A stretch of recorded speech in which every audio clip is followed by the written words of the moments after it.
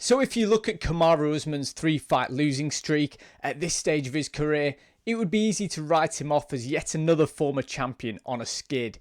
And now he faces surging welterweight contender in Joaquin Buckley, who's making it something of a habit of his to visit the old people's home of the welterweight division as he climbs those rankings. We've seen these stories before, and it normally ends in one way. But this kind of surface level lazy analysis is not what we're about on this channel. We like to go a bit deeper, see what's really going on and where the Nigerian nightmare is at this stage of his career, answering the question whether or not he's actually finished. Is it all over for Kamaru Usman? Let's get into it. So it's understood that Kamaru is one of the best welterweights of all time, and I know that some revisionist history has been done to his resume over the last 12 months. But possibly this was because he was never really a people's champion. If you're getting booed in a fight against Colby Covington, you've probably not done the best job in curating your public image. And I know that the UFC fans do typically have a bias against wrestlers, but when this was wrestler against wrestler, and let's face it, forget it even being a wrestler, it was against Colby Covington, and you're still getting booed, that's probably something of a problem.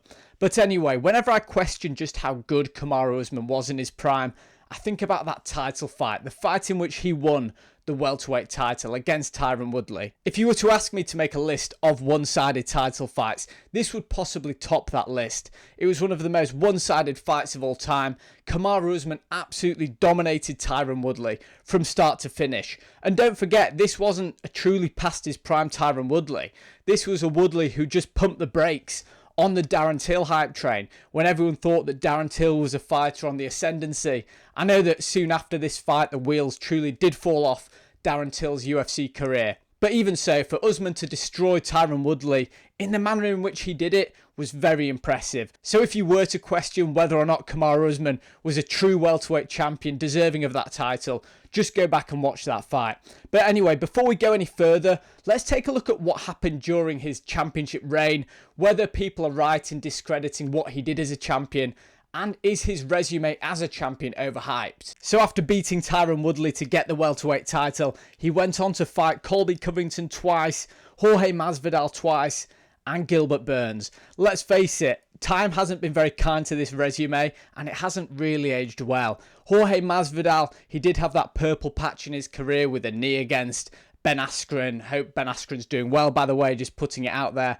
And beating Nate Diaz in the original BMF title fight. But that did prove to be the absolute peak of Jorge Masvidal's career. A career in which he was a very good welterweight, competitive at times, but realistically never a true title contender. And unfortunately, probably the same can be said about Colby Covington. Now, I'm a big Colby fan in terms of his fighting style. I do think that he revolutionised him along with some other fighters like Nate Diaz, the way that fighters rely on volume and cardio to break down opponents rather than single shot power. But even so, if you look back on the fights against Colby Covington, which turned two wrestlers into kickboxers over two fights that were very entertaining at the time. But since then, Colby has seemed to have fallen off a cliff. His last fight against Joaquin Buckley, who is Kamaru Usman's next opponent, just showed that he's a fighter past his prime. And did he ever really have it anyway? His two best wins came against Rafael Dos Anjos, who was a lightweight for the majority of his career, and a Robbie Lawler who is definitely past his prime. And look, I do know that it's easy to pick apart the resumes of fighters years after the fights and see that fighters since then have taken losses. That's just the nature of the sport. The Gilbert Burns fight, that was a fight in which Usman did get dropped in the first round. That's aged pretty well because Gilbert Burns stayed competitive for some time after that. But really, let's face it, his title reign hasn't aged very well. Multiple defences, a very good champion.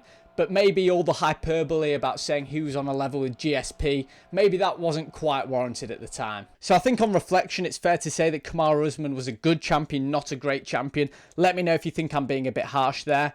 But then when you look at his resume and then couple it with the recent streak of losses, what does that tell us about where Kamaru Usman is currently in his career, especially when he's facing an absolute savage in Joaquin Buckley? Well, we all know what happened in the second Leon Edwards fight. That was a moment that will live long in the memories of UFC fans. But don't let that distract you from the fact that Usman was 3-1 up on rounds in that fight, and he was winning the final round until Leon Edwards pulled out that head kick. The head kick which now almost has a mythical status. So that was the first loss in this recent streak. The next loss came in the rematch against Leon Edwards, which turned out to be a really dull fight. A whole lot of nothing happened in that fight, but Usman did more nothing than Leon in that fight. At least that's the way that I saw it. I have rewatched it once, unfortunately, in recent weeks ahead of this video. And to be honest, it was just a fight in which Leon showed some improved takedown defense. He used his range well. But Usman looked kind of gun-shy in that fight. He didn't really want to engage, which is understandable after just being knocked clean out by a head kick against Leon Edwards. So that set Kamaru Usman on 2 back-to-back defeats, and then he decided to enter the middleweight pool and fight the scariest middleweight, the middleweight that nobody apparently wanted to fight, in Khamzat Chimaev. So let's face it, firstly, this wasn't at Usman's natural weight class, and when the bell rang and Khamzat was able to take Usman down, something that nobody apart from Colby Covington had ever been able to do to Kamaru Usman, you thought that Usman was going to be yet another victim of Boars, taken down, destroyed, doing what Khamzat does best against everyone who isn't named Gilbert Burns. And it definitely looked as though it was heading that way. But then Kamaru Usman rallied, and it was a 3-round fight, and a lot of people have said if that fight went 5 rounds, then Kamaru Usman would have won it. I mean, that's completely hypothetical, completely irrelevant to the losing streak, but it does tell a story of where Kamaru Usman is now. Because it's so easy just to look at 3 straight defeats and think that Kamaru Usman is finished.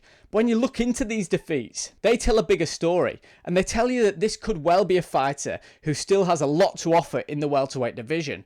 That first Leon Edwards fight, Kamaru Usman was clearly winning that fight until he got KO'd. The rematch, really not much happened. He wasn't destroyed. Usman didn't get badly beaten in that 3rd fight, no matter what you hear. And then the Khamzat Chimaev fight, despite suffering adversity at the start of that fight, he pulled through above his natural weight class and showed him to be competitive against one of the best fighters in the division. So you can't look at this losing streak and think that this is similar to a Tony Ferguson or BJ Penn at the end of their career, someone who has very little to offer and he's just getting destroyed and badly beaten by everyone that he faces. That's just not the fact. So this does give me some hope heading into this weekend that Kamaru Usman does have something yet to offer the welterweight division. He can still be in competitive fights. There are a couple of caveats here. Firstly, that it's been almost 2 years since his last fight. And let's face it, at this stage of your career, taking 2 years out is far from ideal. We know what it did to his podcast co-host, Henry Cejudo. That retirement, which saw him take, I believe it was almost 3 years out of the octagon, was probably one of the worst decisions in MMA. And look, I might make a video soon on the career of Henry Cejudo, because that was definitely one with ups and downs. But he's taken 2 years out, and this could be to do with his recovering his body. He was a fairly active champion. He had a fighting style that did demand a lot of wear and tear on his body. And that leads me to the next question, which could possibly cast more doubt. I've just given you some hope then, but could cast some doubt on Kamaru Usman's prospects this weekend. It's talking about the body part of Kamaru Usman that gets more attention than anywhere else. And I bloody hope that you've guessed what I'm talking about here. It is his knees.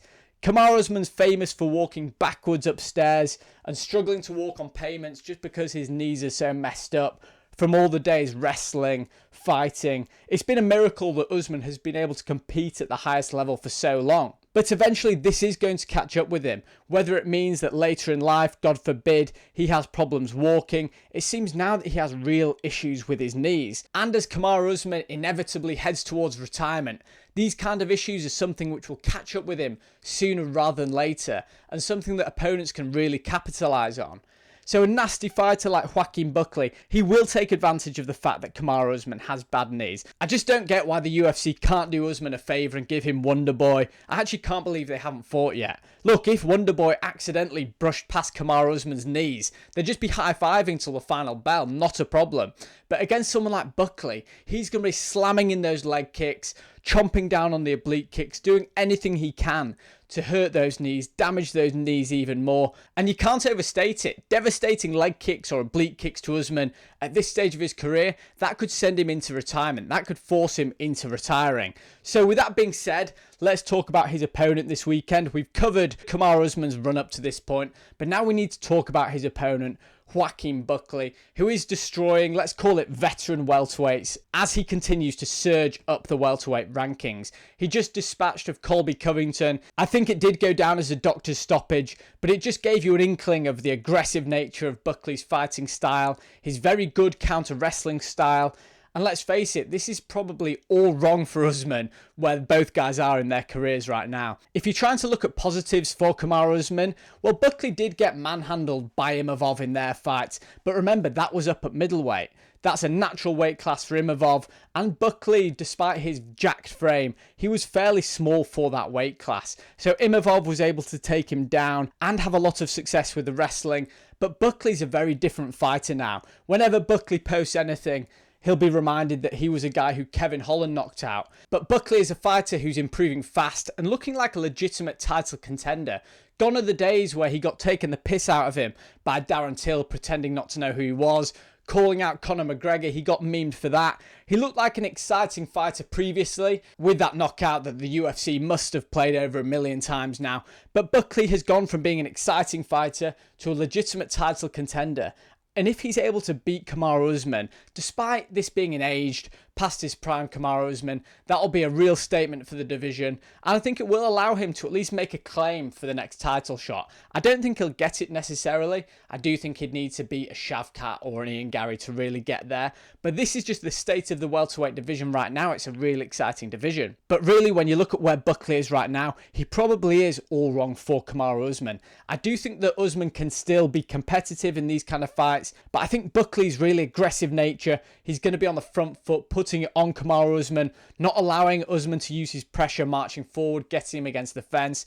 I think Kamaru Usman's wrestling will look a bit slower, and you saw what the slow shots from Colby Covington looked like on Buckley. He was able to get out the way, sprawl, and then when they broke from the clinch, Buckley was really good at landing some shots on the break. So I do see the fight going in a similar direction this time round. I could well be wrong, but on balance, I do think that this is probably it for Kamaru Usman. Look, he had a good career. He had a great career. I think he was a very good welterweight champion. We said it, maybe there was a bit of hyperbole at the time. He wasn't quite on GSP's level, but he had multiple title defenses and a fairly competitive division at the time. And although with hindsight, the wins that he did have at the time might not have aged so well, he did become undisputed champion, multiple defenses, and no one can take that away from him. What's he going to look like with 2 years out of the ring? We're going to find out on Saturday night, but I am expecting a tough night at the office for Kamaru Usman. Guys, I hope you enjoyed this video. If you're not yet subscribed, please do subscribe to the channel and let me know below, do you think this is it for Kamaru Usman?